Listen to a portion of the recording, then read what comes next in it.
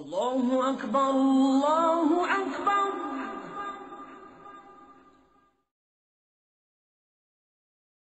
بسم الله الرحمن الرحيم، والصلاة والسلام على أشرف المرسلين سيدنا محمد وعلى آله وصحبه أجمعين. ربنا آتنا في الدنيا حسنة وفي الآخرة حسنة وقنا عذاب النار. اللهم اهدنا فيمن هديت وتولنا فيمن توليت وقنا شر ما قضيت، إنك تقضي ولا يقضى عليك، تباركت ربنا وتعاليت. أما بعد، Assalamu alaikum wa rahmatullah. J'espère que vous avez bien profité de la nuit d'hier. C'est l'une des nuits impaires et ce n'est pas la seule. Et demandons à Allah subhanahu wa ta'ala qu'il ait agréé vos efforts, vos prières, vos du'as, Inch'Allah Rahman Rahim. Notre rencontre d'aujourd'hui tourne autour d'un hadith rapporté par Al-Hakim et authentifié par Sheikh Al-Albani, qui est le suivant. Rapporté par Ibn Abbas, donc récité ou raconté ou dicté par Ibn Abbas, il dit: le prophète sallam a exhorté un homme, donc un compagnon du prophète sallam, il lui a dit en l'exhortant: Irtanim khamsan qabla khams.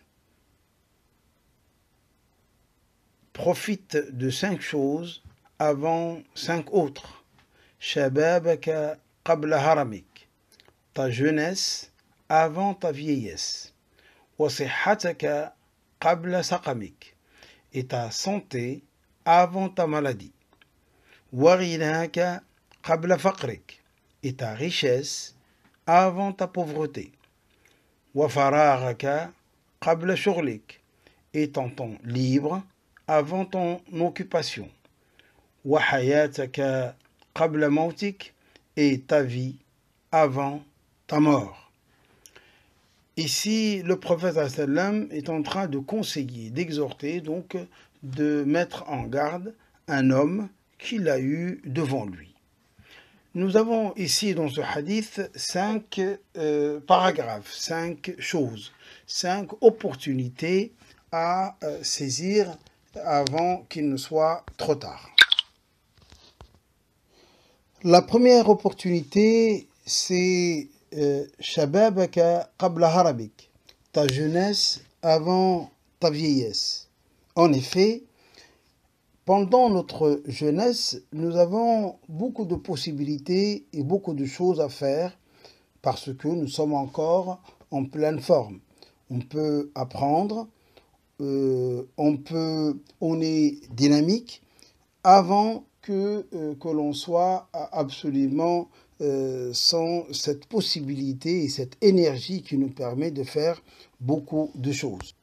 Et ce n'est pas parce que nous sommes jeunes, donc on doit en profiter. Oui, on doit profiter de la vie, mais en notre faveur. C'est-à-dire, on essaye d'être plus fertile pour soi-même, plus efficace pour soi-même et plus utile pour soi-même.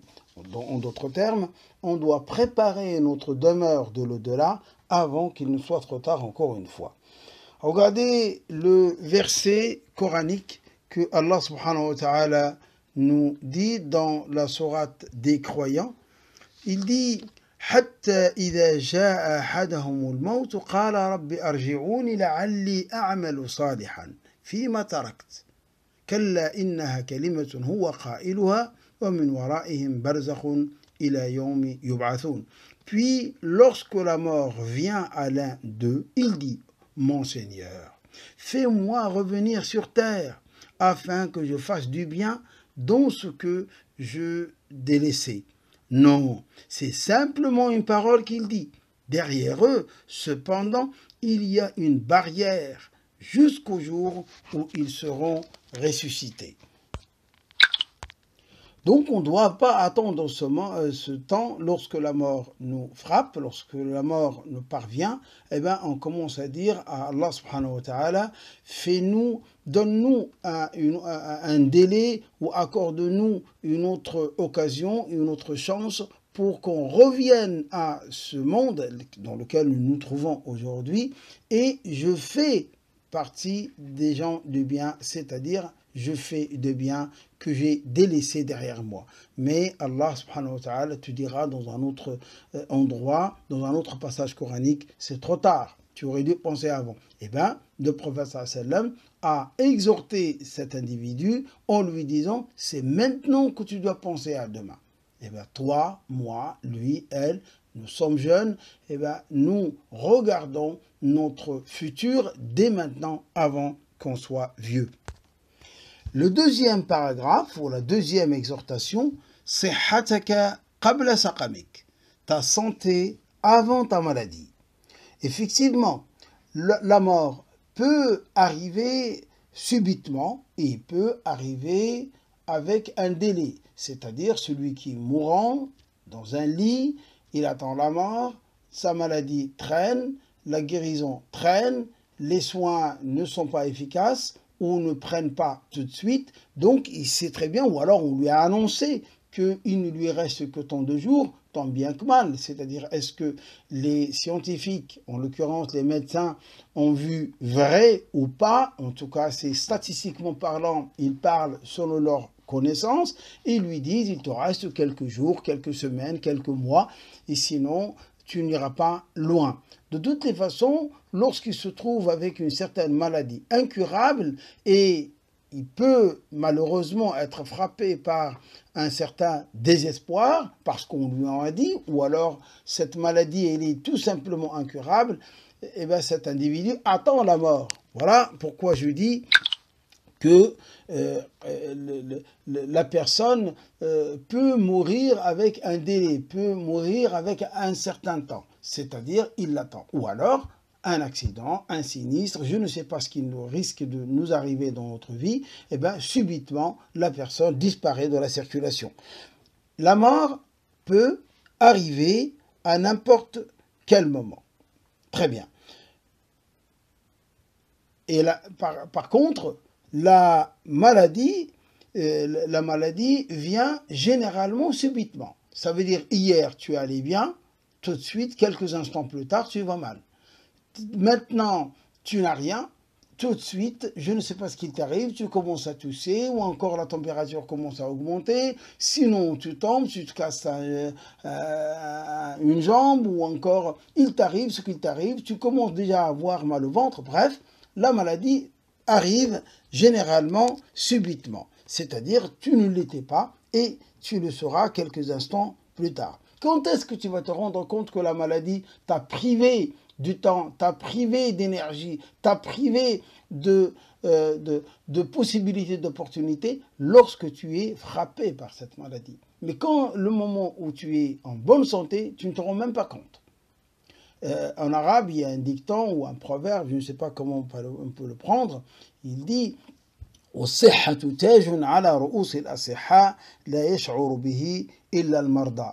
La bonne santé ou la santé tout court, c'est comme une couronne que les gens qui sont en bonne forme la mettent sur leur tête. Sauf que qui peut se rendre compte, qui peut le savourer? Eh bien, ceux qui le savourent, cette santé, ce sont les malades. Ce sont eux qui se rendent compte qu'ils ne sont plus capables de faire ce qu'ils pouvaient faire avant, ou ce qu'ils ont déjà commencé à faire, ou ce qu'ils ont eu l'habitude de faire auparavant. Mais il faut tomber malade pour se rendre compte de la qualité de la santé que nous avons. Et pour cela, dans beaucoup de choses, dans la prière pendant que tu es jeune, prie beaucoup, prie convenablement, sois assidu, sois ponctuel dans ta prière. La prière de vendredi, n'essaie pas de trouver des excuses, n'essaie pas de trouver des motifs qui tournent dans tous les sens. Essaye de mettre les chances de ton côté pour que tu puisses l'accomplir convenablement. Soigne tes propos, fais attention à ce que tu dis, fais attention à comment tu t'exprimes, fais attention à qui tu t'adresses. Tout cela, tu peux le faire pendant que tu es en bonne santé. Parce qu'après, quand tu es malade, qu'est-ce que tu vas faire? Tu n'auras que des regrets, des remords, peut-être tu dois faire ton mea culpa.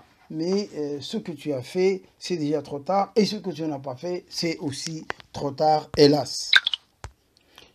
Dans un hadith rapporté par Al-Bukhari, الرسول صلى الله عليه وسلم dit إذا مرض العبد أو سافر كتب له من العمل مثل ما كان يعمل صحيحا مقيما. Lorsque l'homme en grand H, c'est-à-dire l'homme ou la femme, donc lorsque l'individu, si vous voulez,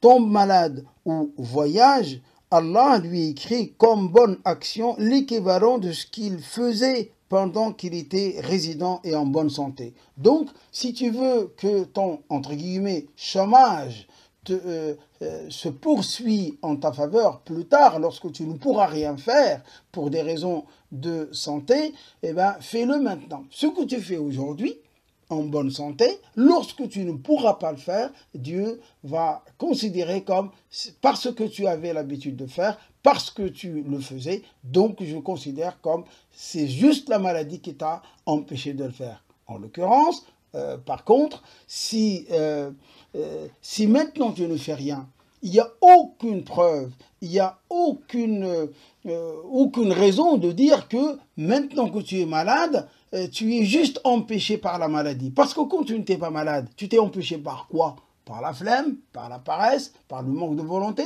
Et dans ce cas-là, il ne te poursuivra pas ce que Allah subhanahu wa ta'ala aurait dû te donner. Troisième paragraphe, fararaka qabla shughlik, c'est-à-dire fararaka qabla shughlik, ton temps libre avant ton occupation. Un autre hadith du prophète sallam dit ni'matani maghbounun fihima kathirun minan nas as-sihhatu wal faragh. Deux bienfaits dans lesquels les gens sont pratiquement perdus et ils ne les apprécient pas à leur juste valeur, la santé et le temps libre. La santé, on en a parlé. Le temps libre. Le temps libre, une anecdote, quelqu'un est passé devant un café ou un café-bar, j'en sais rien, et il a vu les gens qui sont en train de perdre leur temps dans les discussions inutiles et stériles. Il est resté bouche bée, perplexe, en train d'admirer, admirer, le mot n'est pas à sa place, en train de regarder ces gens-là. L'un de ses collaborateurs lui a dit « Mais qu'est-ce qui t'arrive ?» Il lui a dit « Si seulement le temps s'achète, j'achèterai le temps de ces gens-là qui sont en train de le perdre inutilement. Moi, j'en ai pas, j'arrive pas à boucler la boucle et eux, ils sont en train de le gaspiller. » Effectivement, là, tu as le temps, tu gères ton temps. Tu as le droit de dire non, je n'ai pas du temps parce que je travaille, je vais par-ci, je vais par-là, j'ai des enfants. Tout cela est vrai. Mais malgré ça, tu es capable de le gérer, tu es capable de le planifier, tu es capable de le rendre plus utile et plus efficace. Tu l'optimises à ta manière. Aujourd'hui, tu n'y arrives pas, demain, tu y arriveras, le lendemain, tu trébuches, etc. Et tu luttes. Allah nous a créés dans ce monde de lutte. Lorsqu'il dit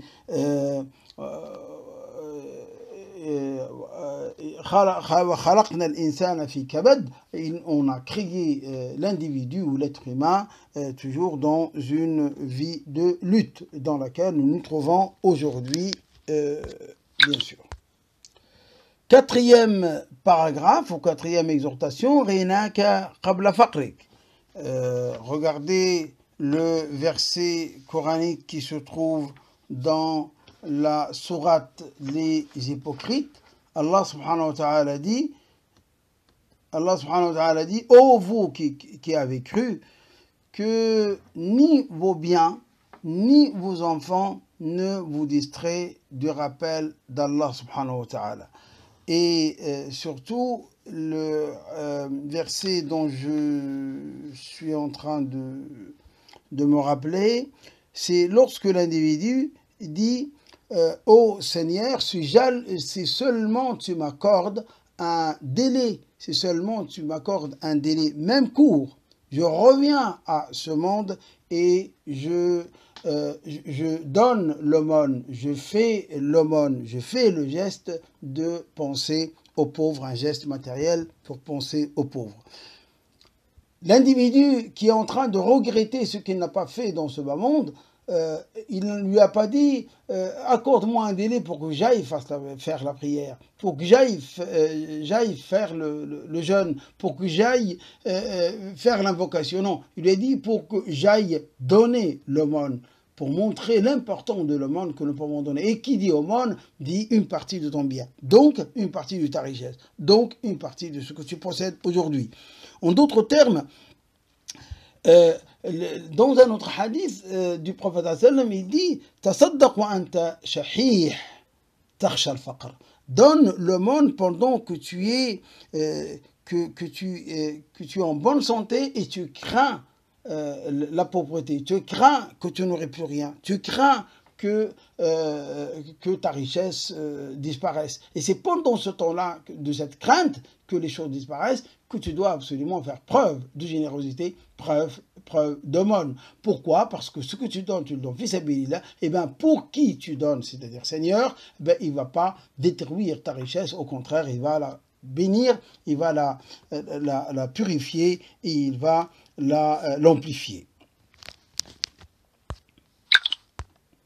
Et enfin, la cinquième exhortation, hayataka qabla mautik, ta vie avant ta mort. Mais effectivement, pendant que tu es vivant, tu as la chance de faire beaucoup de choses. Mais quand tu meurs, qui va invoquer Dieu à ta place? Qui va prier à ta place? Qui va donner l'aumône à ta place? Qui va jeûner à ta place? Qui va faire ce que tu voulais faire à ta place? Ça, déjà, le fait de le faire. Maintenant, qui va le faire aussi bien que toi? Parce qu'il n'y a que toi qui va pleurer ta propre tombe. Il n'y a que toi qui va sauver son propre sort de Yom Qiyamah. Qui pourrait faire mieux que toi? Peut-être, mais même s'il y en a, qui va le faire pour toi? Personne. Il n'y a que toi qui le fais pour toi-même aujourd'hui avant que le lendemain arrive. Donc tout le monde est capable de sauver sa peau Yom Qiyamah. Tout le monde est capable de pleurer sa tombe. Tout le monde est capable de profiter de cette vie, de cette bonne santé, de la richesse qu'il a, du temps qu'il a et de cette jeunesse qu'il a. Allez demander les gens qui sont dans les lits d'hôpitaux ou encore qui sont vieux, qui n'arrivent pas à faire ce qu'ils avaient fait ou ce qu'ils faisaient autrefois. Ben, vous leur demandez, ils vont vous dire effectivement, oh, si j'ai ce que j'avais avant, j'aurais dû faire mieux ou plus, parce que là je me rends compte ô combien j'étais vraiment, j'allais dire, insoucieux, je suis perdu ou je n'arrive pas à me rendre compte. Donc, cette exhortation n'était pas que pour cet individu qui était devant le prophète sallam, et aussi pour nous aujourd'hui. Et nous pouvons nous en profiter pleinement pendant qu'il est encore temps. نسأل الله سبحانه وتعالى أن يجعلنا من الذين يستمعون القول فيتبعون أحسنه. ربنا آتنا في الدنيا حسنة وفي الآخرة حسنة وقنا عذاب النار. اللهم تقبل منا الصيام وتقبل منا القيام واجعلنا في زمرة سيد الأنام عليه الصلاة والسلام. اللهم أرنا الحق حقا وارزقنا اتباعه وأرنا الباطل باطلا وارزقنا اجتنابه.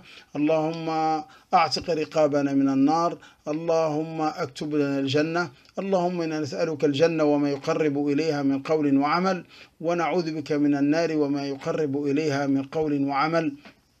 نسأل الله أن يتقبل منا الجميع، نسأل الله أن يبارك في أوقات الجميع، نسأل الله أن يبارك في صحة الجميع، نسأل الله أن يبارك في غنى الجميع، نسأل الله أن يبارك في وقت الجميع وفي شباب الجميع وفي صحة الجميع. اللهم آمين. وصلى اللهم على سيدنا محمد وعلى آله وصحبه وسلم. سبحان ربك رب العزة عما يصفون، وسلام على المرسلين، والحمد لله رب العالمين.